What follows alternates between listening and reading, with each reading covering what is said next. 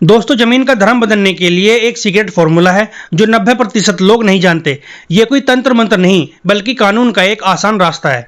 हाल ही में supreme court के एक फैसले ने इस रास्ते को और भी पक्का कर दिया है। आप अगर अपनी खेती की जमीन पर मकान बनाने का सपना देख रहे हैं तो ये 2 मिनट की वीडियो आपकी जिंदगी बदल सकती है। नमस्कार दोस्तों, मेरा नाम है एडवोकेट मनीष धीमान और आज की वीडियो में हम बात करेंगे एक बेहद जरूरी लीगल टॉपिक लैंड कन्वर्जन यानी भू उपयोग परिवर्तन के बारे में। दोस्तों, सबसे पहले हम बात करेंगे कि लैंड कन्वर्जन क्या है। जब आप किसी जमीन के इस्तेमाल करने की श्रेणी को बदलते हैं तो उसे लैंड कन्वर्जन कहते हैं। मिसाल के तौर पर खेत वाली जमीन के ऊपर अगर आपको मकान बनाना है, कमर्शियल कॉम्प्लेक्स बनाना चाहते हैं या फैक्ट्री लगाना चाहते हैं तो आपको सरकार से परमिशन लेनी होती है। दोस्तों, अब जानते हैं कि इसकी जरूरत कब पड़ती है। पहला, जब जमीन का इस्तेमाल बदलना हो, जैसे खेती से रिहायशी या कारोबार के लिए। दूसरा, टैक्स से जुड़ा मामला। कृषि भूमि पर टैक्स की छूट होती है, लेकिन उसे बदलने के लिए आपको नॉन एग्रीकल्चर टैक्स देना होता है। और तीसरा, कानूनी पचड़ों से बचने के लिए। बिना परमिशन के जमीन का इस्तेमाल बदलने पर भारी जुर्माना हो सकता है और आपकी जमीन सीज भी हो सकती है। दोस्तों, इस मामले में बात करते हैं कानूनी प्रक्रिया और केस साइटेशन की।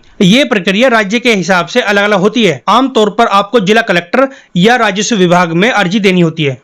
यूपी में यह प्रक्रिया Uttar Pradesh zamindari abolition and land reform act 1950 की धारा 143 के तहत होती है, जो कि अब उत्तर प्रदेश राजस्व संहिता 2006 की धारा 80 हो चुकी है। दोस्तों, इसी कानून के तहत एसडीएम खेत की जमीन की श्रेणी को बदलकर नॉन एग्रीकल्चर जमीन बना सकता है। दोस्तों, याद रखें, सिर्फ बंजर या कम उपजाऊ जमीन को ही कन्वर्जन के लिए प्राथमिकता दी जाती थी। हालांकि अब नियम थोड़े लचीले हुए हैं। दोस्तों, इस मैटर को समझने के लिए एक केस साइटेशन भी है। साल 2003 में प्रयागराज हाई कोर्ट में एक मैसूर केस आया, आरबी सिंह बनाम स्टेट ऑफ यूपी। ये केस था गोमती नगर लखनऊ की 25 एकड़ जमीन का, जो इंदिरा गांधी प्रतिष्ठान को दी गई थी। और दोस्तों, सरकार ने बाद में इस पर अंबेडकर लाइब्रेरी बनवाने का काम शुरू कर दिया। तो फिर कोर्ट में पिटिशनर ने सवाल किया कि क्या सरकार बिना उचित प्रक्रिया के जमीन का इस्तेमाल बदल सकती है।